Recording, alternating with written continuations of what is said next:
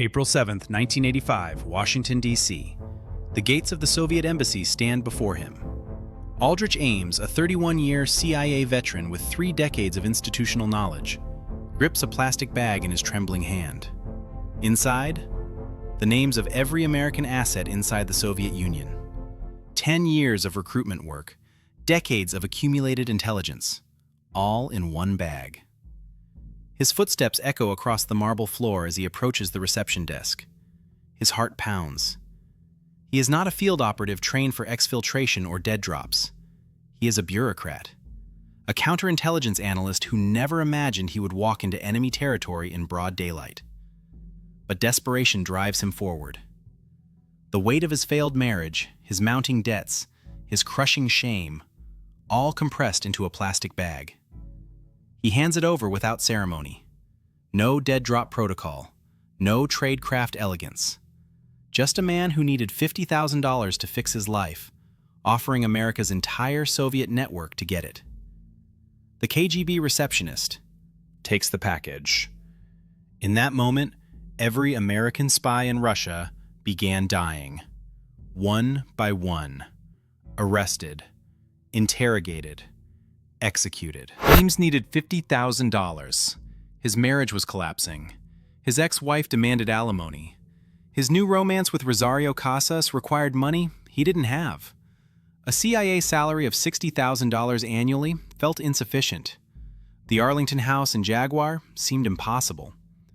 So he walked into the Soviet embassy, not as a patriot, but as a desperate man seeking cash. The KGB tested him, verified his credentials, then realized they had acquired access to counterintelligence operations. For a man drowning in debt, their escalating offers became irresistible. Aldrich Ames worked in counterintelligence, the division designed to stop men like him. He knew the vulnerabilities. He exploited them with precision. He understood the metrics used to identify moles. So he didn't hide his newfound wealth, he flaunted it. A $540,000 house purchase in cash. A Jaguar in his driveway. Bank deposits skyrocketing beyond his salary. He believed his position made him untouchable. His arrogance was psychological. He needed others to see his success, to validate his betrayal. Every lavish purchase proved his superiority. For 9 years, the CIA failed to see it. The KGB did not accept information freely. They tested Ames immediately. They asked him questions about operations he claimed to know about. They requested names he said he could provide. They cross-referenced his answers against their existing intelligence. Every test he passed increased their confidence. Every detail he provided was verified. Ames was not lying. He was not exaggerating his access. He was not a plant sent by CIA counterintelligence. He was legitimate. And more importantly, he was desperate. The KGB realized they had acquired something extraordinary. A window into the entire American counterintelligence operation. They doubled their offer, then tripled it. Ames, drowning in debt, discovered that his information was worth far more than $50,000. 2 months after his first approach, Ames returned to the Soviet embassy with 5 to 7 pounds of classified documents. Years of counterintelligence operations, asset files, recruitment protocols. The documents described not just current assets, but decades of American intelligence work inside the Soviet bloc. The KGB called it the Big Dump. Ames called it his financial rescue. In a single afternoon, he transferred the institutional memory of American counterintelligence into Soviet hands. Within days, KGB teams mobilized across Moscow, Leningrad, and Eastern Europe. Assets were rounded up. The network that took decades to build was dismantled in weeks. KGB paid him progressively. First $50,000, then $100,000, then annual payments escalating as he provided more material. By 1994, the total reached $2.7 million. That's $275,000 per executed asset. But Ames wasn't passive. He actively provided information throughout his 9-year operation. The KGB debriefed him regularly, asking for new documents and identifying additional assets as they were recruited. Ames became not just a mole, but an active advisor to Soviet counterintelligence. The mathematics of betrayal. One man sold every American spy in the Soviet Union for a Jaguar. The arrests began in summer 1985. In Moscow, KGB teams pulled assets from their homes at dawn. In Leningrad, operatives disappeared from offices. In Eastern Europe, Soviet intelligence services coordinated sweeps. Each asset was confronted with evidence of collaboration. The KGB presented documents, dates, money received, operational details that only American handlers would know. The assets realized immediately they had been betrayed from inside the CIA. In the Soviet Union, that meant certain death. The CIA watched helplessly as assets stopped reporting. Safe houses fell silent. Radio signals ceased. Decades of work collapsed within weeks. CIA officers in Moscow discovered their dead letterboxes empty. No dead drop signals, no responses to radio calls, no replies to coded messages. Within a single year, the entire human intelligence network inside the Soviet Union had been destroyed.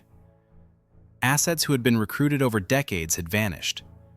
CIA leadership realized something catastrophic had occurred, but didn't know what.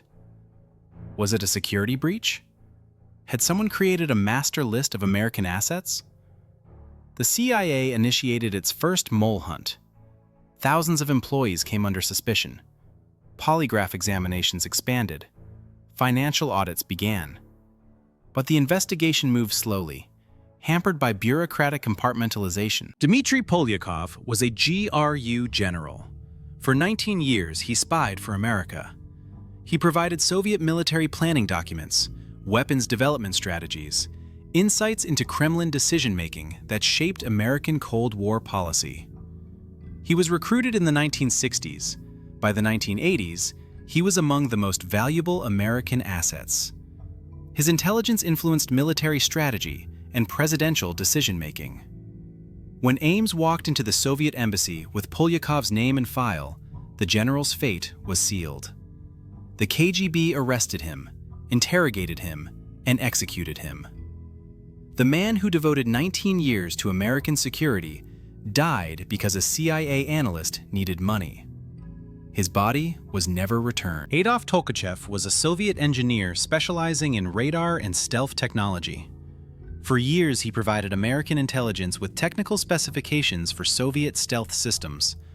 His information shaped the development of radar-defeating aircraft and missiles. His contributions were worth billions of dollars in research advantages. Tolkachev wasn't motivated by ideology, but by belief that excessive secrecy damaged Soviet society. He wanted to prevent nuclear war. When Ames provided his name, Tolkachev was arrested within weeks. In 1986, he was executed. Another brilliant mind erased, another asset lost because Ames needed money. Polyakov and Tolkachev were the most prominent victims, but at least 10 other American assets were arrested and executed. Each had a family and a story. Each believed spying for America was worth the risk. They were diplomats' associates, military officers, engineers, scientists embedded throughout the Soviet system. Some were ideologically motivated, others were blackmailed. All died the same way: arrested, interrogated, executed. No public trials, no announcements. They vanished. The human cost of Ames' betrayal extended far beyond millions of dollars. It extended to families destroyed and decades of American security policy undermined. KGB's interrogation rooms were designed for psychological destruction. Lights burned continuously. Temperature was controlled for maximum discomfort.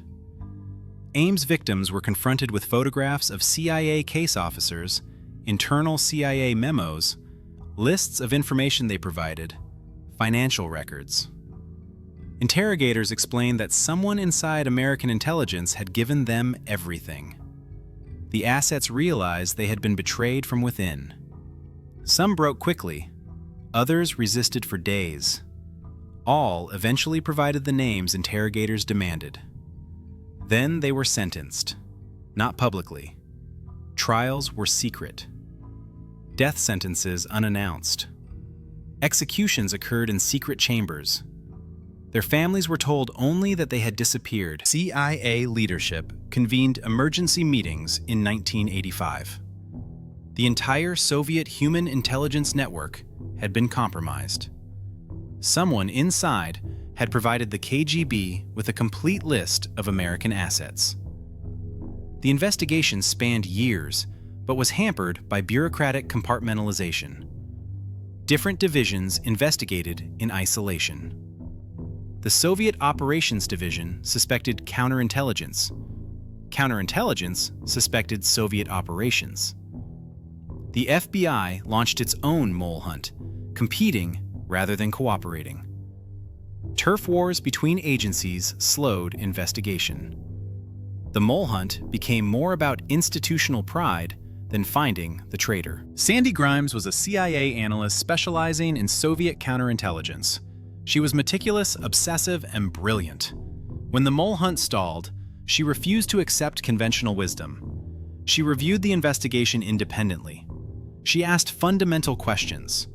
Which assets were compromised first? When were they arrested? Then she cross-referenced Soviet embassy visits by CIA employees against asset arrest timing. The pattern was unmistakable. Every embassy visit preceded an asset arrest. She compiled a list of CIA employees who visited the embassy. One name appeared repeatedly: Aldrich Ames. But she needed more than pattern matching. Sandy Grimes obtained Ames's financial records and discovered unexplainable wealth.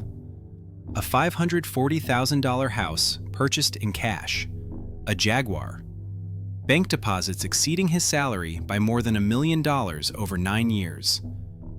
For a man earning $60,000 annually, impossible. Grimes cross-referenced bank deposits against Soviet embassy visits. The correlation was perfect. After every visit, a deposit appeared. Grimes compiled evidence meticulously: every deposit, every embassy visit, every timeline connection. She submitted her analysis to supervisors. The institution that failed to identify this mole for 9 years now faced irrefutable evidence. Once Grimes' analysis was accepted, CIA leadership authorized comprehensive surveillance of Aldrich Ames. Agents followed him to work. They monitored his phone calls. They tracked his movements. They photographed him entering the Soviet embassy. They documented his travel to meet Soviet handlers. They watched him return home with cash payments. The surveillance operation involved dozens of FBI agents coordinating with CIA personnel. Ames didn't know he was being watched. He continued his routine: work, home, meetings with handlers, receiving payments. The surveillance lasted months. The FBI documented everything. They built an unassailable case. February 21st, 1994. Aldrich Ames jogged outside his Arlington home in early morning darkness, his routine. But this morning, FBI agents waited. They emerged with weapons drawn. They ordered him to the ground. They read him his Miranda rights. He was shocked. He believed his position made him untouchable. He believed he had outsmarted the CIA, but he hadn't. His wife Rosario watched from a window as federal agents handcuffed him. The arrest was quiet. No announcement, no press conference. The FBI simply took Ames into custody. Aldrich Ames was interrogated for days. FBI agents presented evidence: photographs of embassy visits, bank deposits, surveillance videos, meetings with Soviet handlers. They documented his entire timeline. Ames, faced with irrefutable evidence, confessed. He admitted walking into the Soviet embassy on April 7, 1985. He admitted the big dump. He admitted providing names of every American asset. He admitted receiving $2.7 million. He admitted being an active advisor for 9 years. The confession was complete. No denial, no legal strategy. He had betrayed his country, and he admitted it. In April 1994, he pleaded guilty. May 1995, Federal Courthouse. Aldrich Ames stood before a judge to receive his sentence. The judge reviewed the facts. A 31-year CIA veteran who had betrayed every American asset in the Soviet Union, caused the deaths of at least 10 agents, collected $2.7 million from a foreign adversary. The judge imposed life imprisonment without parole. Ames would never be released. His wife Rosario, complicit through ignorance, received 5 years. The judge acknowledged she knew nothing of his espionage, but benefited from stolen money. Ames's sentence was clear. He would die in prison. The CIA conducted a damage assessment after Ames's arrest. The numbers were staggering. The entire human intelligence network inside the Soviet Union had been destroyed. More than a decade of recruitment work was lost. Multiple generations of assets were dead or imprisoned. America lost billions of dollars in research advantages. Military planners who relied on asset intelligence suddenly had no sources. The CIA initiated a comprehensive security review. They examined every aspect of operations. They identified gaps in security protocols. They implemented new counterintelligence procedures. They established new oversight mechanisms. The institutional response transformed the CIA. The CIA's failure to identify Aldrich Ames for 9 years represented catastrophic institutional breakdown. Warning signs were everywhere. A house purchased in cash far exceeding the average CIA salary. A Jaguar. Bank deposits skyrocketing beyond official income. Lavish spending. Foreign travel unmatched to official assignments. The FBI flagged him as a risk in 1986. The CIA polygraphed him in 1986 and 1991. But no one connected the dots. No one cross-referenced wealth against salary. No one asked, how can a CIA analyst afford a $540,000 house?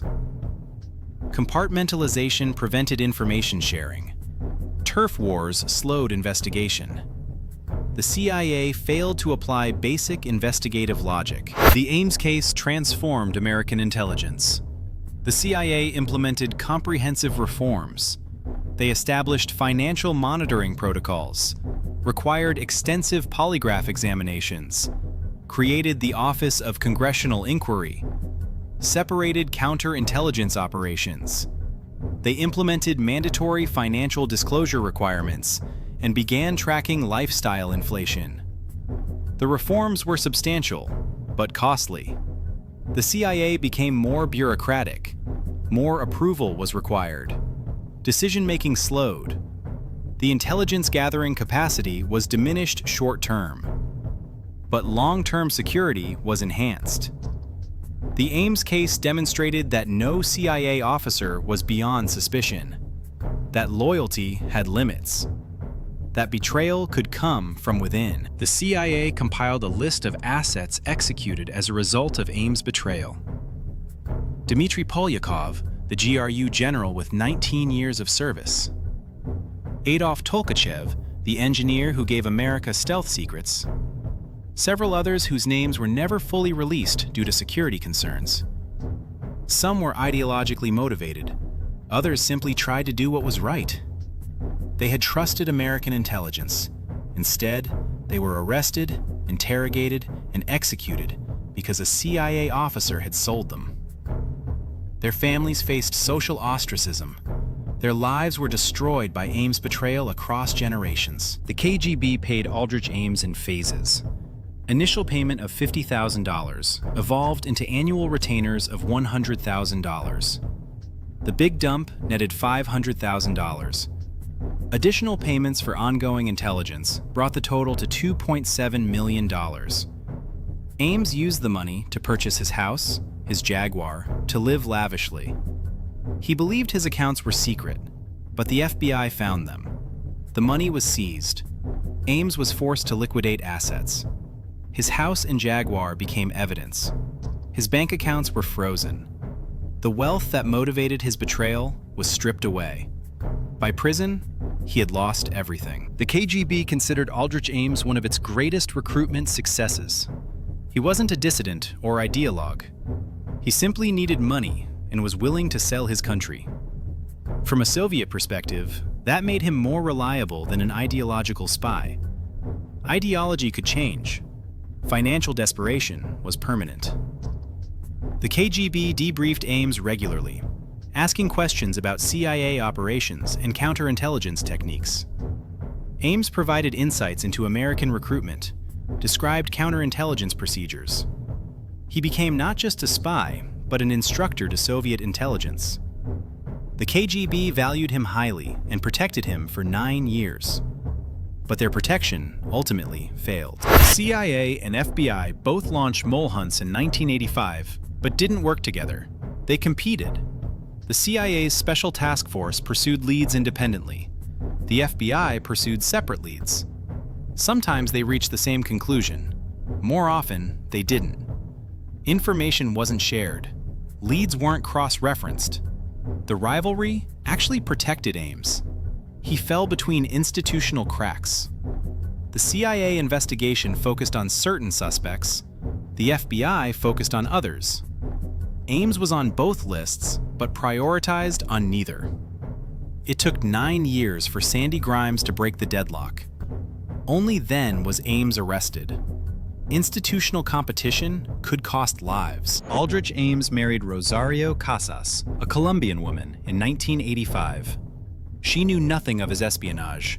She saw only that her husband was extraordinarily wealthy. She accepted a $540,000 house without question. She drove a Jaguar without asking where the money came from. She wore expensive jewelry without concern. When Ames was arrested, she was shocked. She claimed ignorance. She said she assumed he had received an inheritance or investment returns. The FBI charged her with conspiracy. She pleaded guilty to money laundering and received 5 years. The question remained, how could a woman live so lavishly without asking? The damage assessment after Ames' arrest revealed the true cost. The CIA spent billions recruiting and maintaining human intelligence assets inside the Soviet Union. That entire investment was lost. The intelligence from Polyakov and Tolkachev had shaped American military strategy for decades. Without it, America had to rebuild from scratch. The rebuilding took years, requiring new recruitment strategies, new protection techniques, new security protocols. The intelligence gap affected policy decisions, military planning, strategic assessments. The intelligence community relied more heavily on signals intelligence. Human sources became scarce. The ability to understand Soviet decision-making was compromised. Psychologists studying Aldrich Ames identified a consistent pattern. He was highly intelligent but underappreciated, arrogant but insecure, craving recognition but receiving little. His childhood in the army instilled patriotic values mixed with resentment of authority. His marriage collapse triggered a psychological crisis. His new relationship required financial resources he didn't have. Beneath it all was a fundamental character flaw: inability to accept limits. He wanted to live like a millionaire on a bureaucrat's salary. When the KGB offered money, they offered a way to resolve contradictions. Arrogance told him he'd never be caught. Desperation told him the money was worth the risk. The FBI flagged Aldrich Ames as a security risk in 1986. The CIA polygraphed him in 1986 and 1991. The CIA financial audits identified unusual deposits. Multiple CIA divisions knew pieces of the puzzle, but no one assembled them. A simple cross-reference of embassy visits against asset arrests would have identified him immediately. A basic financial analysis of lifestyle against salary would have raised questions. A routine security review comparing assignments against foreign travel would have triggered investigation. None happened. Institutional compartmentalization prevented information sharing. Different divisions operated in isolation. No one had comprehensive visibility. The pieces existed, but no one was responsible for assembling them. Sandy Grimes became obsessed with finding the mole. She wasn't satisfied with institutional investigation. She saw institutional failure. She investigated independently, spending years analyzing case files, arrest dates, and timeline correlations. She compared every CIA employee who could access the compromised intelligence against the arrest pattern. She created spreadsheets. She drew timelines. Her supervisors questioned her methodology, but Grimes persisted. Her analysis identified Aldrich Ames. Her cross-referencing of embassy visits and asset arrests created the undeniable pattern. Her persistence forced the CIA to act. One analyst's obsession accomplished what thousands had failed to do in 9 years. Aldrich Ames' betrayal affected intelligence operations beyond the Soviet Union. Eastern European intelligence services used information from Ames to identify American assets in Poland, Hungary, Czechoslovakia, and other satellite states. Assets in East Germany were arrested. Agents in Romania were identified. Spies in Bulgaria were exposed. The cascade extended across the entire Soviet bloc. American operations in multiple countries were compromised. The rebuilding effort required years, new recruitment strategies, changed procedures, new security protocols. The global intelligence community was destabilized. NATO allies questioned American reliability. The trust built over decades was damaged. Aldrich Ames is imprisoned at Federal Penitentiary in Terre Haute, Indiana. He will die there. He will never be released. He will never see the Jaguar again. He will never experience freedom. His wife was eventually released. His son grew up without a father. His daughter was born after his arrest and never knew her father is free. Ames spends his days in a cell, carefully monitored. He has aged in prison. His hair is gray. His face is lined. He is simply another lifer. His sentence is appropriate, but it cannot restore the agents executed or rebuild the destroyed network. The Ames case taught intelligence agencies critical lessons about recruitment and retention. Financial desperation is a recruitment vulnerability.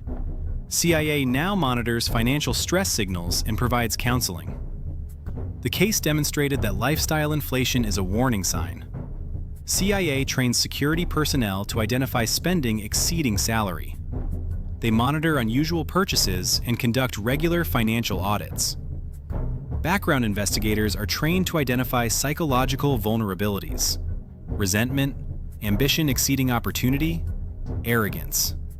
They understand that the perfect mole may be least suspicious.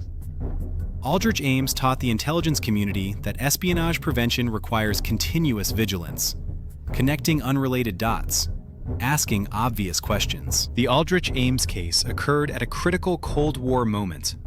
Mikhail Gorbachev was beginning reforms. The Berlin Wall would fall in November 1989.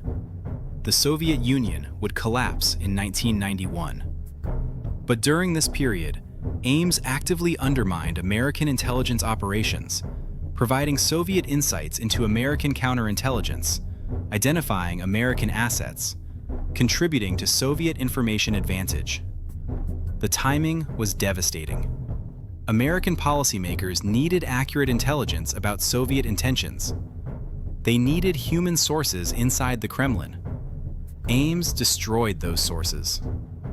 The intelligence community was operating in darkness during the Cold War's most consequential moments. Dmitri Polyakov, Adolf Tolkachev. These names are remembered, but at least 8 others were executed as a result of Ames's betrayal. Their names remain classified. Their families remain unknown. Their sacrifices are acknowledged only in CIA internal records.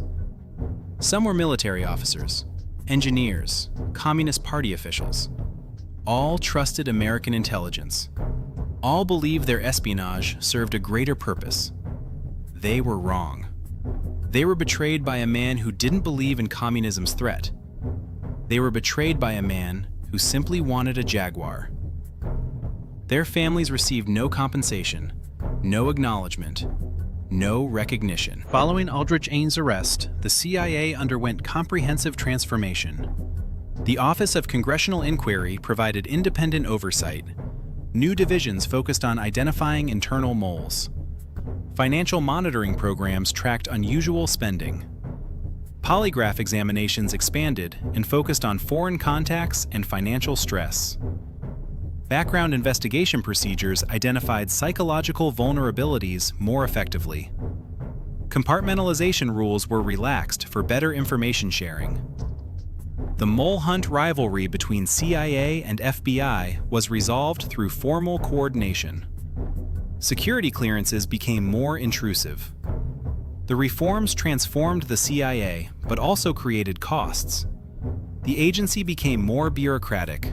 Decision-making slowed. Risk aversion increased. The long-term security of the institution was enhanced. The full cost of Aldrich Ames' betrayal may never be known. Intelligence remains classified for decades. Executed agents' identities are kept secret. Lost intelligence buried in classified files. But the broad outlines are clear. A 31-year CIA veteran with counterintelligence access walked into the Soviet embassy with America's most precious secrets. Motivated by desperation and arrogance, he destroyed the entire human intelligence network inside the Soviet Union. He identified at least 10 executed agents. He received $2.7 million. He lived lavishly while American spies died. The CIA took 9 years to identify him. Despite obvious warning signs, the damage was irreversible. Aldrich Ames remains imprisoned, a monument to institutional failure and human betrayal.